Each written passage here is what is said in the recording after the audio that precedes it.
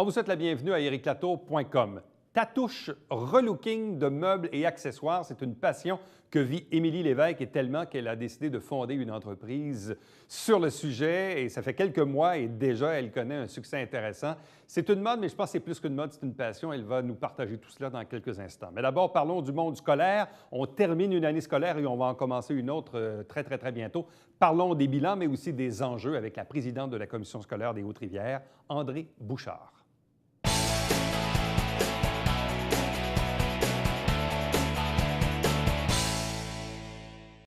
Souvent, la fin de l'année scolaire annonce l'arrivée de l'été. Nous, c'est notre dernière semaine de production avant la longue pause de l'été. Mais justement, faisons un peu le bilan de cette dernière année scolaire. Parlons des enjeux également de la prochaine avec la présidente de la Commission scolaire des Hautes-Rivières, André Bouchard. Bonsoir et bienvenue. Merci. Bonsoir. Et d'ailleurs, au moment d'enregistrer cette émission, vous allez quitter dans quelques instants pour aller voter le budget qui sera en opération à partir du 1er juillet prochain. Si on avait d'abord à parler de la dernière année scolaire, celle qui vient de se terminer, 2016-2017, quels ont été, selon vous, les grands enjeux, les grandes lignes de cette dernière année scolaire? Bien, d'abord, on a été en agrandissement important à l'école Sacré-Cœur à Iberville. Puis, à Saint-Césaire, il y a eu l'école Saint-Vincent. Alors, c'était des projets d'investissement qui étaient importants. Puis, on a commencé à l'automne tôt à travailler à Marie-Rivier, qui est un projet sur 2 ans. Parce que Marie-Rivier, on se rappelle qu'il y a une clientèle particulière qu'il faut surtout préserver durant les travaux. Alors, c'est un agrandissement qui va se terminer pour 2018. Alors, il y avait ça. Évidemment, on est toujours en recherche à diffuser les bonnes pratiques auprès du personnel des écoles. Alors, on a des communautés d'apprentissage qui sont en fonction, une trentaine de communautés d'apprentissage où est-ce que se diffusent des pratiques collaboratives pour améliorer les résultats des élèves.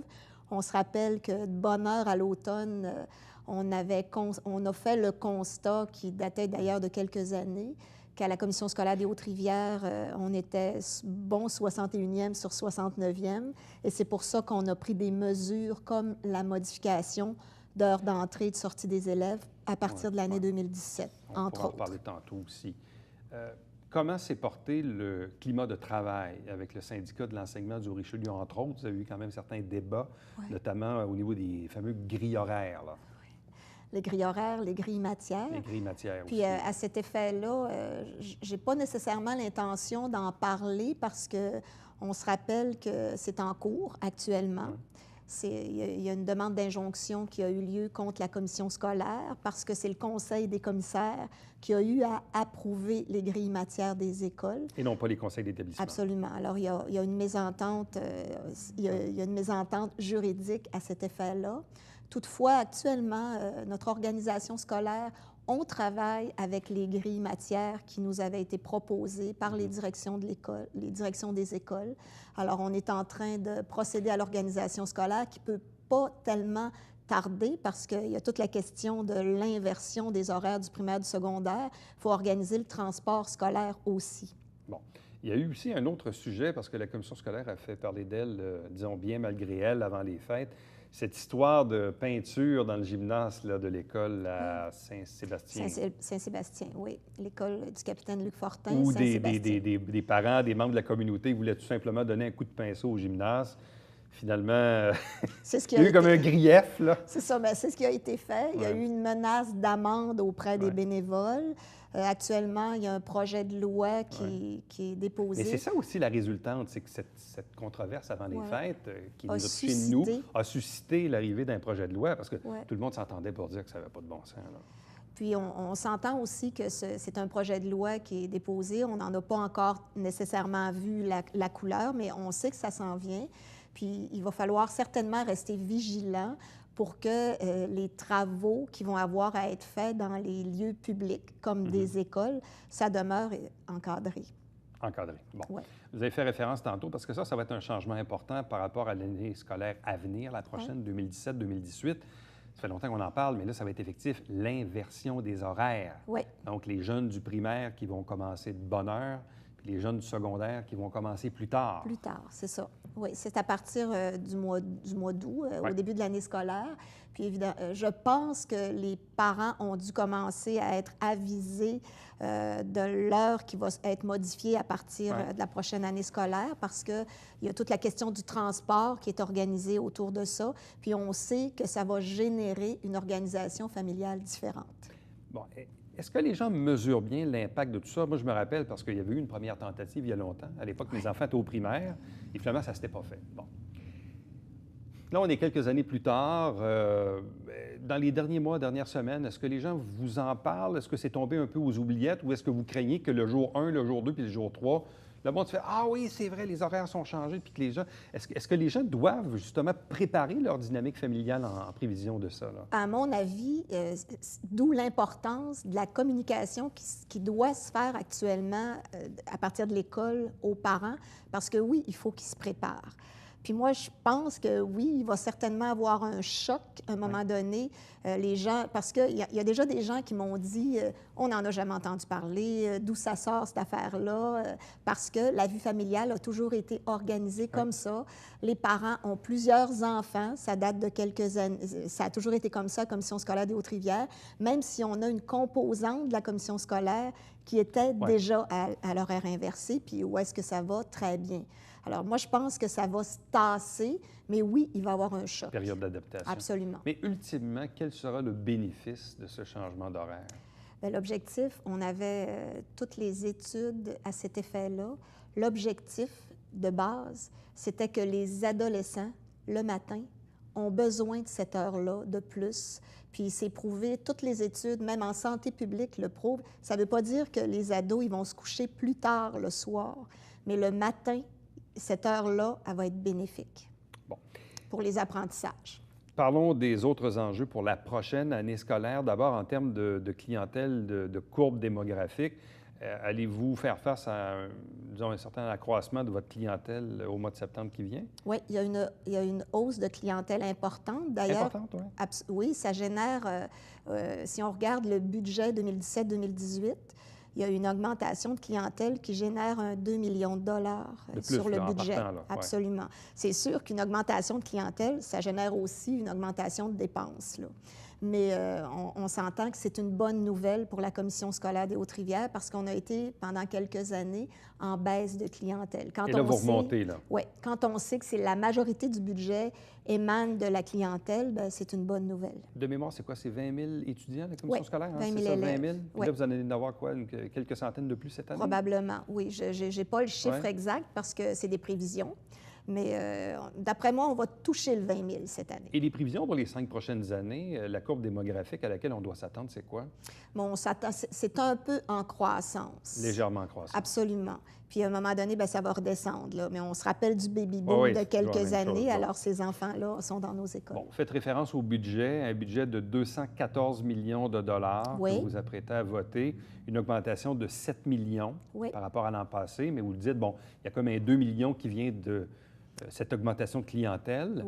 Il y a les coûts de système, il y a l'inflation, il y a aussi, bon, probablement les augmentations de salaire prévues aux conventions collectives. Mais est-ce que le gouvernement, qui depuis plusieurs années nous dit oui, on va réinvestir, on va réinvestir, on va réinvestir en éducation, est-ce que là, maintenant, est-ce que vous voyez vraiment les fruits de cette augmentation promise par le gouvernement? Le budget actuel, on a 7 millions de plus que l'année passée. Je serais très malvenue de dire que ce n'est pas une bonne nouvelle. C'est une bonne nouvelle. Toutefois, après avoir vécu 15 millions de coupures depuis les 5 dernières années, je me réjouis, mais de manière timide. Je vais dire ça comme ça. C'est une bonne nouvelle, puis à mon avis, c'est aussi sur une toile de fond électorale. Oui, on est en année électorale dans un an au Québec, mais est-ce que... Combien d'argent de plus allez-vous recevoir cette année de la part du ministère de l'Éducation et à quoi va servir également ces sommes dédiées, là? On parle de l'augmentation de 7 millions, là? Bien, en fait, oui, ou l'enveloppe gouvernementale pour les trucs qui sont dédiés ou ciblés, si on veut. Bien, il y a un 2 millions. Cette année, ce qui est particulier, puis je pense que ça répond à des demandes qui ont été faites par les fédérations de direction d'école, la Fédération des comités de parents aussi. Ce qui est particulier dans notre commission scolaire, puis je pense que c'est généralisé au Québec, c'est que chez nous, il y a un 2,1 millions d'enveloppes dédiées qui arrivent directement dans les écoles. C'est-à-dire qu'il va y avoir des projets pour les élèves de préscolaire, première année, de deuxième à sixième année, les élèves du secondaire, le sport aussi à l'école. C'est à peu près ça, là. Accroche-toi au secondaire aussi, il y a un programme pour ça. Alors, il va avoir, cet argent-là va être distribué dans les écoles, réparti, puis il va y avoir une reddition de comptes importante qui va être faite par les directions d'école, les conseils d'établissement au ministère de l'Éducation. Bon, après ça, avez-vous d'autres projets d'agrandissement, de nouvelles écoles? Quelquefois, on s'est parlé, vous et moi, de ce souhait d'avoir une école professionnelle des métiers dans un seul bâtiment. Actuellement, là, vous êtes à Racicot puis sur Laurier. Est-ce que ça, c'est encore dans les cartons? C'est encore dans les cartons, mais cette année, on veut la demande qui est particulièrement pressante. Je pense que ça va faire plaisir à beaucoup de familles, là. C'est un agrandissement à l'école Saint-Eugène. Oui, ce projet-là est rendu au ministère, puis d'ailleurs, il est déjà rendu. À mon avis, il est avancé parce qu'on est capable de faire la preuve qu'il y a quelques années, on était capable de desservir la clientèle de Saint-Eugène dans une école, comme à Saint-Lucien. On a commencé à déborder dans les écoles du centre-ville, puis là, on est capable de faire la preuve que dans les prochaines années, on n'a pas de place à Saint-Eugène, puis on a de la place pour s'agrandir sur notre propre terrain. Alors, ce qui est un atout. Oui, c'est un atout. Est-ce qu'on se trompe en disant que l'école Saint-Eugène est l'école primaire où il y a le plus grand nombre d'élèves sur le territoire de la commission scolaire? C'est notre plus grosse école primaire. Avez-vous encore une certaine clientèle de surplus qui vient de Saint-Blaise, qui vient à Saint-Eugène ou plus du tout, non? Non, non. Donc, il y a pas plus à ma connaissance. Donc, il n'y a pas de débordement en tant que tel. Pas à ma... Non, vous vouliez dire de Saint-Eugène qui va à Saint-Blaise? Oui, c'est ça. Oui, okay. Excusez. Non, inversé, là. Non. OK. Parce que ça devient un certain problème en termes de capacité, là. C'est problématique. Mais avez-vous des écoles où il y a des locaux vides? On est justement en train de regarder ça parce que la semaine dernière, M. Proulx a annoncé 100 prématernelles 4 ans au Québec. Alors, on avait bien hâte de voir s'il y en avait 11 annoncées en Montérégie. Alors, nous, on en aura une à la Commission scolaire des Hautes-Rivières, qu'il faut qu'ils respectent évidemment le critère de défavorisation, une école 9 ou 10.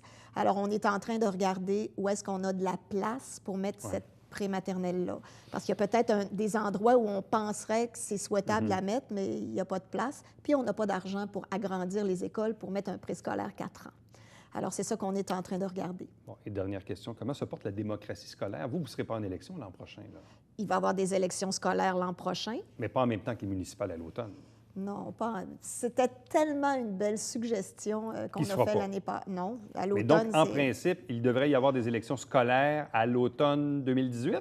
Oui, presque en même temps que les élections provinciales. Ils vont peut-être vous repousser ça d'1 an? Peut-être. Je ne le souhaite pas. Ils l'ont déjà fait. Absolument. Puis nous, on est prêts à aller en élection. On aurait même été prêts cette année en même temps que nos élus municipaux. Madame Bouchard, merci beaucoup. Bon été. Bon été. Restez avec nous au retour. On vous parle de Tatouche, relooking de meubles et accessoires.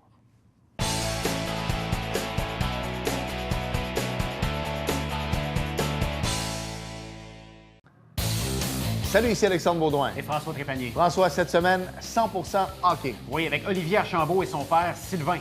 Ça va être pas mal intéressant. Pour la dernière. Voilà. Bon été tout le monde. Bye bye.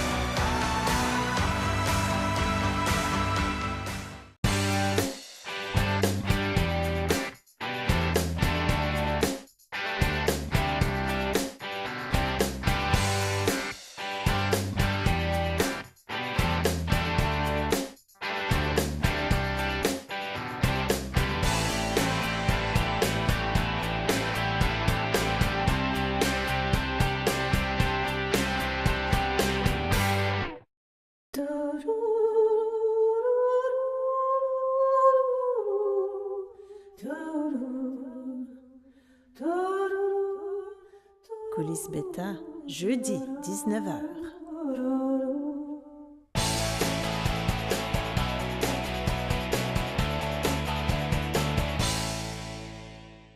Il y a différents passe-temps dans la vie. Il y en a pour qui c'est le relooking de meubles, les accessoires. Ça semble être un peu à la mode, mais je pense même que c'est plus qu'une mode. Ça devient, dans certains cas, une véritable passion.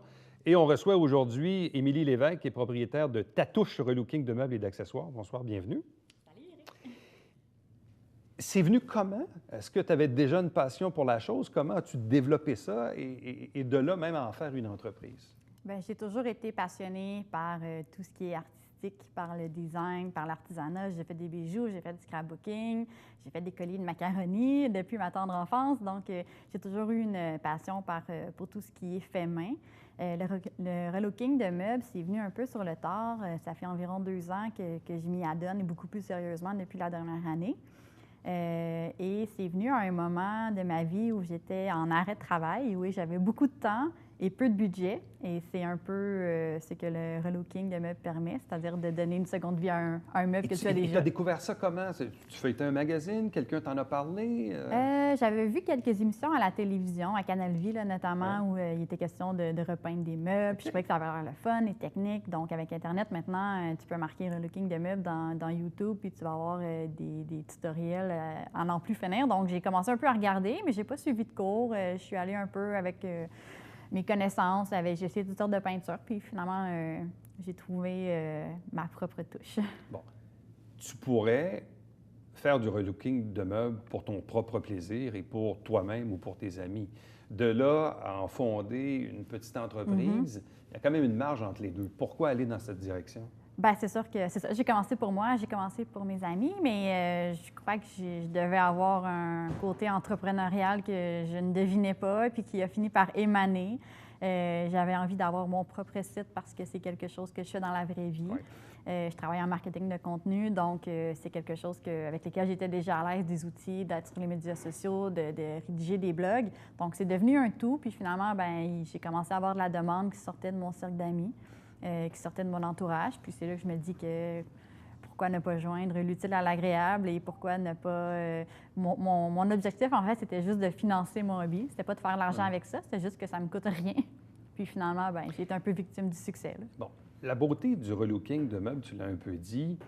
Évidemment, pour les gens qui se passionnent pour la chose, bon, il y a un côté artistique. Il y en a qui font il y en a qui c'est des cours de peinture. On remarque qu'il y en a d'autres qui font du karaté ou d'autres jouent au hockey le mardi soir. Tu sais. Tout à fait. Mais au-delà du hobby, c'est de prendre un bon vieux meuble qu'on a, puis lui redonner un nouveau look. Et le fait de le faire soi-même aussi, parfois, on va sauver un peu de coûts en achetant certains matériaux, de différents types de peinture. Mais parfois, ce n'est pas toujours les gens. Je dis, il y a 2 règles dans la vie. Quand tu n'as pas de temps et que tu n'as pas de talent pour la chose, tu confies ça à quelqu'un. Tout à fait. Oui, bien, souvent, ma clientèle, c'est ça. Soit qu'ils sont eux-mêmes manuels, mais ils n'ont pas le temps, ils travaillent 40 heures, ils ont des enfants, donc ils vont me confier le projet de relooker leurs propres meubles. Ou bien, c'est des gens qui ont juste aucune connaissance, qui sont les premiers à dire « Moi, je connais pas ça, j'ai pas de goût, je suis sûre que ce que tu vas faire, ça va être beau. » Donc, que ce soit une clientèle ou une autre, bien, moi, j'y trouve mon plaisir. Bon, parce qu'il fut une époque pas si lointaine où les gens, bon, achetaient des meubles genre Ikea. Bon, c'est pratique, c'est beau, bon, pas cher. On monte ça, ça prend parfois des heures de plaisir à monter, mais souvent, quand le meuble va se briser, c'est de la mélamine et tout ça, on casse tout ça, on met ça au recyclage, puis on en achète un suivant. Par contre, si on met la main sur un beau meuble qui, en apparence, a peut-être l'air un peu fatigué, un peu égratigné. Il y a besoin d'amour. Il y a besoin d'amour. Ouais. Quand on prend un projet, on t'amène une table, une chaise, un bureau, et que tu regardes ça, c'est quoi ta première réaction? Est-ce que tu le vois fini? Est-ce que tu y vois tout de suite une couleur, une teinte, quelque chose à faire? Ah oui, vraiment. Je suis tout de suite inspirée selon les matières ou la forme ou l'époque. Il y a des meubles qui vont être plus des années 50 versus les années 20, puis il y a des couleurs qui sont typiques à ce type de mobilier, donc qui vont tout de suite me venir à l'esprit. Fait que oui, quand je le vois tout de suite qu'en changeant la poignée, puis en repeignant simplement le tiroir, en changeant les pattes, en ajoutant un pochoir, je vois de quoi il peut avoir l'air. Puis pour moi, c'est facile. J'ai tout de suite ma vision. Est-ce que c'est long? Oui, c'est long parce qu'il faut être patient, parce que qui dit peinture dit temps de séchage. Ouais. Donc, l'erreur que j'ai faite et que plusieurs font, c'est de vouloir aller tout de suite de tout de suite vouloir avoir le meuble fini, de sauter les étapes, de ne pas être patient, finalement, le résultat n'est pas à la hauteur. Donc là, j'ai appris à attendre, mais pour me contenter, c'est pour ça que je fais toujours plusieurs projets à la fois. Donc, j'ai toujours une rotation dans mon atelier. Pendant qu'un sèche, je sable l'autre. Pendant ce temps-là, je mets la finition sur le troisième, etc. Et là, c'est quoi les matériaux là, qui sont bien en vue en ce moment? Est-ce que c'est des peintures à la craie, Oui. la cire d'abeille? Est-ce à qu'on fait. est là-dedans beaucoup? Bien, tu as fait tes recherches, Éric, parce que oui, la peinture à la craie, c'est super populaire. C'est la nouvelle peinture. C'est celle que je recommande à tous ceux qui voudraient faire du relooking de meubles. C'est comme la nouvelle peinture à l'huile, donc avec tous les avantages de la peinture à l'huile sur la résistance, mais qui est très environnementale. Il y en a qui se vendent qui n'ont pas de COV, qui ne sentent pas mauvais, comme la peinture à l'huile, puis ça sèche très rapidement aussi. Puis la même chose pour les cires. Bon, on dit relooking de meubles et accessoires. Oui. Quand on parle d'accessoires, on parle de quoi? Ça peut être des accessoires de décoration, mais c'est aussi, je fais beaucoup de décoration murale, de style capteur de rêve, pour lesquels j'utilise des vieux tissus, des vieux chandails. Donc, encore une fois, c'est l'idée de récupérer, de prendre un chandail qui ne fait plus, que personne ne veut, je le déchire. Je ne dirais pas comment je fais exactement, mais j'en fais des décorations murales. Donc, c'est toujours de donner une deuxième vie à quelque chose qui est encore bon. Bon, Tatouche existe depuis combien de temps? Officiellement, depuis janvier 2017. Ça fait pas longtemps. Ça fait pas longtemps. Bon, en quelques mois, est-ce qu'il y a une certaine progression, bouche à oreille, site Internet, page Facebook? Oui. Bien, je suis partie de 0 fan à quelques centaines. La page Instagram, Aussi, j'approche du 2000. Je suis super contente. J'ai la chance d'écrire une chronique dans le Canada français à chaque 2 semaines dans laquelle je parle de décoration et de do-it-yourself, de projets de relooking. Donc, ça me donne une belle visibilité. Puis, ça fait aussi partie de mon mandat qui est de partager mes connaissances et ma passion. C'est une drôle de question, mais as-tu peur que ça devienne un monstre? C'est-à-dire qu'à un certain moment, qu'il y a un certain engouement, que là, à un moment donné, il te manque d'heures dans ta semaine pour arriver au terme de tes projets. Là. Bien, ça deviendra un heureux problème. Mais un heureux problème, oui, un beau défi. C'est déjà le cas, là, je peux le dire. Ça prend beaucoup de place aussi. Ouais. L'atelier est à la maison. J'ai un conjoint super compréhensif qui m'a permis de transformer le sous-sol en atelier. Ça prend beaucoup de place, mais pour moi, c'est encore une passion. C'est pas quelque chose où je me dis « j'ai un meuble à transformer, ça me tente pas, je préférais faire autre chose ». Ça me fait plaisir, puis même ça me fait du bien de le faire. Pourquoi ça te fait du bien? Quand tu t'installes justement dans le sous-sol avec le projet et tout ça, qu'est-ce que tu ressens? Qu'est-ce que tu aimes là-dedans? Bien, c'est le côté créatif, mais c'est au même titre que tu nommais tantôt ceux qui font du sport, qui font de l'art. En fait, c'est une façon d'arrêter de penser au quotidien, au rendez-vous, à la routine. C'est de se focusser sur quelque chose. Moi, c'est vraiment créer quelque chose de A à Z, de partir de quelque chose dont personne ne veut à quelque chose que plusieurs vont s'arracher, je l'espère. Donc, ça me permet juste de penser à rien. Des vieux meubles avec un fort potentiel de relooking. Est-ce qu'il y en a beaucoup? À quel endroit les gens peuvent-ils trouver ça? Dans des encans, dans des centres? Bien oui, il y en a beaucoup parce qu'il y a beaucoup de successions. Donc, surtout dans les vieux quartiers. Moi, j'habite dans le quartier Saint-Gérard. C'est un quartier idéal pour ça. Il y a beaucoup de baby boomers ou de personnes plus âgées qui quittent et puis qui ne peuvent pas emmener tout leur mobilier en résidence, par exemple. Ouais. Sinon, bien beaucoup dans les écocentres. Ça a l'air de rien, mais je vous dis mon secret. Mais dans les écocentres, les gens vont jeter des meubles parce qu'ils les aiment plus, mais ils sont encore bons. Dès qu'ils sont en bois et qu'ils n'ont pas pris l'eau, il y a quelque chose à faire avec ça. Tout part du bois. Tout part du bois, oui. Oui, ce bon vieux bois. Puis c'est comme tu disais tantôt, les vieux meubles étaient faits solides. C'était pas en plaquage comme maintenant, qu'on doit assembler de style Ikea. Là. Les vrais bons vieux meubles sont encore bons, sont pas brisés, sont juste plus beaux.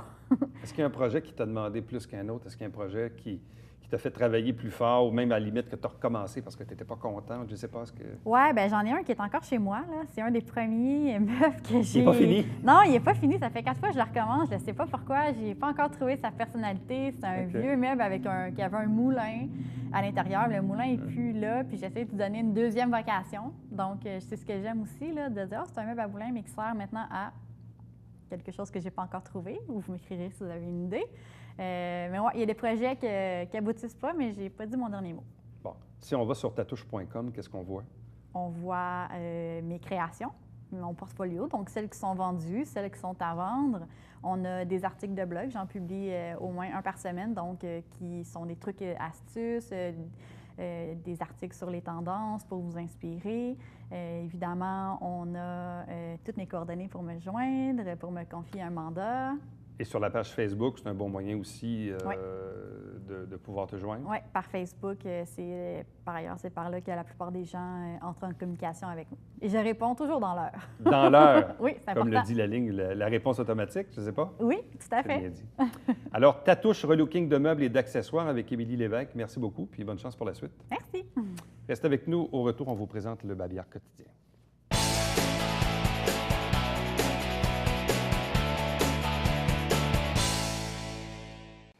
Vous avez jusqu'au 15 juillet pour vous inscrire pour le marché de Noël. C'est vrai, on est en plein été, mais c'est le moment de s'inscrire si vous désirez avoir un kiosque, parce qu'il y a bien sûr un nombre de places limité. On vous rappelle qu'à chaque semaine, on vous présente des extraits des travaux du conseil municipal, mais l'émission fera relâche durant l'été.